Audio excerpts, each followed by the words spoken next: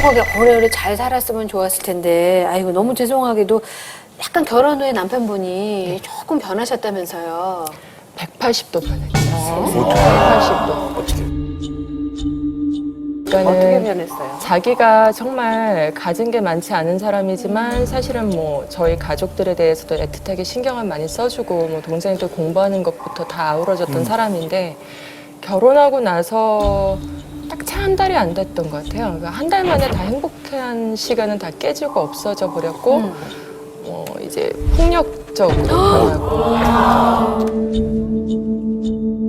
이제 뭐 제가 아는 친구들이나 주변 사람들 연락하지 말아라 뭐 실제로 이제 아는 사람들 지인과의 관계 다 끊었던 상태였고요. 조그맣게 하던 가게도 있었는데 가게도 다 접었고 근데도 안 되더라고요. 남편 퇴근 시간이 6시 반인데 6시까지는 꼭 집에 있어야 되고 그렇게 조선시대 여자처럼 살았음에도 불구하고 안 되더라고요. 의심하고. 네.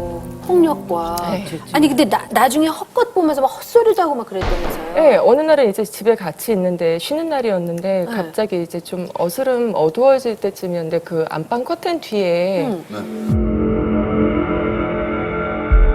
저거 보라고 도포 입은 할아버지가 있다고. 남편이요?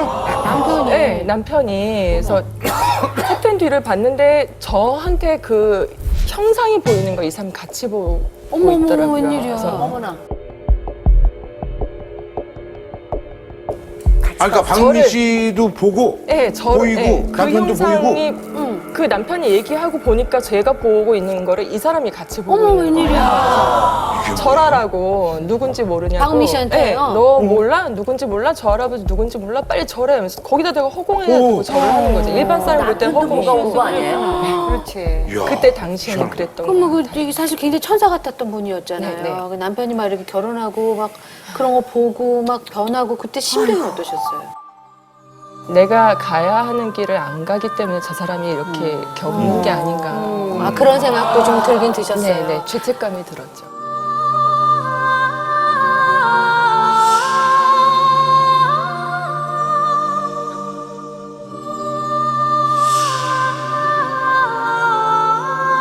도망가고 싶은데 사실 갈 데가 없는 거예요. 아시다시피 결혼한 여자는 맞아요. 문 밖에 나가면 나갈 데가 갈 데가 없어요. 없잖아요. 그래서 이제 한편으로는 사실 친정집에 돌아간다는 것도 면목이 없고 또 이제 여기서 있는 것도 내가 해볼 만큼 다 하는데도 안 되니까 또 이제 게다가 남편까지 저렇게 되는 걸 보니까 이제 나쁜 생각을 먹기 시작했죠. 근데 이제 네. 살아서 뭐 하나 그냥 어. 죽는 게 편할 것 같다. 다 내려놓고 싶다. 그 당시에 살던 집이 이제 그 3층짜리 이제 단독이었는데 그 단독 주택 그 옥상에 사다리처럼 이제 2층에서 사다리 타고 올라가서 앞으로는 못 떨어지겠더라고요. 뒤로 떨어졌는데 마당에 그 고추 이렇게 마른 고추 널어놨던 포대 있잖아요. 그래서 그 포대 위로다가 떨어져서 한 번은 사른 적이 있었죠. 아무렇지도 않게. 포대 위에 떨어져도 그 충격이 있을 거예요. 3층에서 떨어져. 아무렇지도 네, 않고 그냥. 근데도 아무렇지도 않게 떨어졌어요. 아니, 근데 그 한 번이 아니셨다면서요. 또 시도를 하셨던 거예요? 그러고 나서 이제 두 번째로는 이제 또 조금 시간이 가다가 이렇게는 안 되겠다. 약을 먹으면 죽지 않겠나 싶어서 그때 당시에 약국에서 한 수면제를 한 20알 이상은 안 팔았었어요. 그 약국을 수십 군데를 가서 한 200 몇십 알 정도를 모은 것 같아요. 그래서 이제 그 수면제를 모아가지고 남편이 이제 아침에 출근을 시키고 내가 왜 이렇게까지 됐나 막 생각도 들고 이제 근데도 살고 싶지는 않았기 때문에 이제 그 소주 한 병을 산 것과 약을 이제 이렇게 나눠서 몇 수면제를, 번을 나눠서 털어먹죠. 근데 사람이 죽으려고 하니까 왜 희한하게 방도 있는데 화장실로 가게 되더라고요. 그래서 화장실에 가서 문을 잠그고 이제 약을 먹고 저는 이제 좀 가물가물하게 쓰러졌어요. 근데 그들은 저는 기억이 없는데 남편 나중에 얘기를 들어보니까는 점심을 먹고 사람들하고 얘기를 하고 있다가 갑자기 집에 가야 될 것 같은 생각이 기분이? 들어서 네, 도보로 10분 거리였는데 뛰어왔대요. 막 뛰어왔는데 현관문은 안 잠겨져 있고 열어서 보니까 화장실 문이 잠겨져 있는데 그 나무 문이었거든요. 그래서 그거를 이제 부시고 들어왔더니 네가 쓰러져 있더라. 어머. 근데 그날 좀 비가 좀 추적추적 오는 날이었는데 제가 기억나는 거는 그 앰뷸런스 소리하고 눈 떠보니까 이제 석션한다고 이게 이제 코에다가, 세척해야 되니까. 세척하고 있던 그것만 기억이 났죠. 아휴, 참 죽는 것도 사실 내 뜻대로 맘대로 안 안 되고. 되더라고요. 근데 사실 이제 그 일을 겪고 나서 진짜 죽으면 안 되는 그런 이유가 생겼다면서요. 네, 그 일을 겪고 나서 한 3개월 정도가 지났던 것 같아요. 근데 아기가 생긴 거예요. 저한테. 그래서 그러면 이제 금쪽 같은 아들도 얻으셨겠다. 남편하고의 사이는 좀 좋아지셨어요?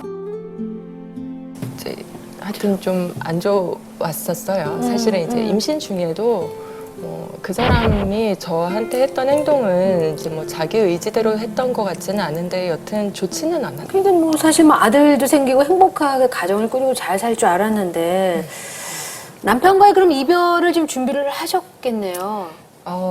아이 낳고 나서는 사실은 이제 뭐 한두 달 정도는 괜찮았던 것 같아요. 근데 이제 100일이 가까이 오면서 아무래도 뭐 이 사람하고는 내가 같이 못 살 것 같다. 그런 느낌이. 그리고 제가 한 달 정도 뒤에 이제 그 다리 쪽으로 마비가 또 오면서 마비가 왔어요.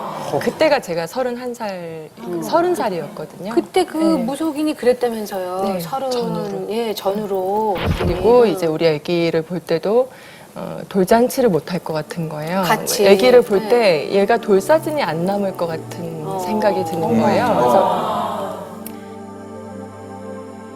안 되겠다. 이제는 이 사람대로 평범하게 살게끔 내버려 두고 나는 나대로 어떻게 방법을 찾아봐야 되겠다. 그럼 남편하고 그때 이혼하셨고. 네, 이혼은 아니고요. 별거. 별거를 하셨어요.